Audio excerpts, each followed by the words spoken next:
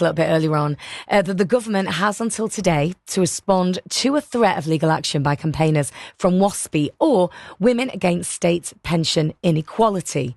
Now, they want ministers to reconsider the decision to refuse compensation to millions of women affected by an increase in the state pension age. Now, Jane Cowley from Berwick in Northumberland is campaign director for WASPI and joins me now. Good morning, Jane. Thank you so much for coming on the show. Good morning, Kelly. It's lovely to be here. Now, Jane, tell me about this letter that's been sent to the government. Exactly what's it asking for? Well, it's what I think the lawyers call a letter before action. And we sent it 2 weeks ago to the Department for Work and Pensions, saying that we don't agree with their reasons for refusing WASPI women compensation. And the letter sets out very clearly why we think the government is wrong, and it asks them to reconsider their decision and to come back and say, yes, hold our hands up, we got it wrong, and you're quite right, there was injustice, and compensation should be paid. Now, today we will hear from them whether that is the view they take or whether they're going to say the opposite. Actually, no, we believe we're right, and at that point we move the matter forward and go to ask for a JR against the decision, a judicial review. Yeah, because we were hearing the government has said, already said it cannot justify paying the £10.5 billion compensation scheme at the expense of the taxpayer. When you heard that, what did you first think? What were your thoughts?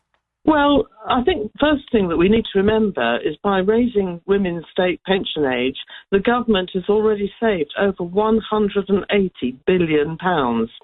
So that £10 billion is just a tiny proportion of the amount that they have already saved by doing that.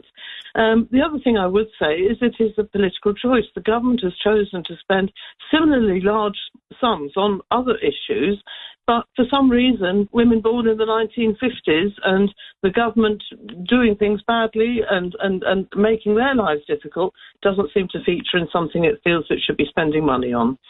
And Jane, for you personally, what first made you start campaigning?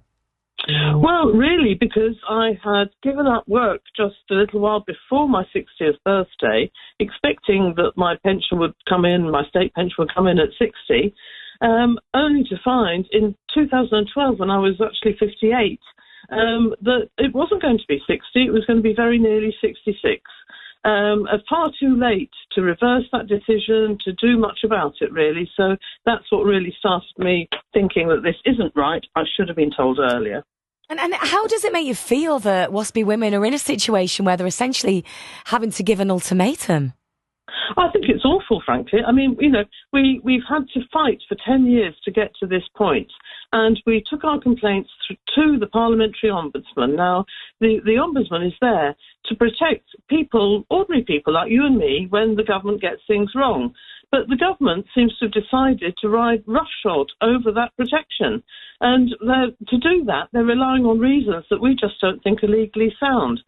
So, we feel, would this have happened to a different group of people? Is it because we're old women? Who knows? But we are angry about it, and we're determined not to let the matter rest.